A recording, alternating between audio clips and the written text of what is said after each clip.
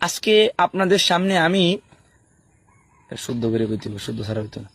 আজকে আপনাদের সামনে আমি একটা গান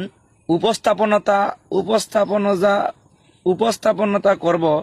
শুদ্ধতা ইয়ে না মনে দে উপস্থাপনতা একটা গান আমি আপনাদেরকে কইয়াম। গানটা হইল গিয়া, গান করার আগে হালকা একটু ইন্ট্রো দিয়া নেই।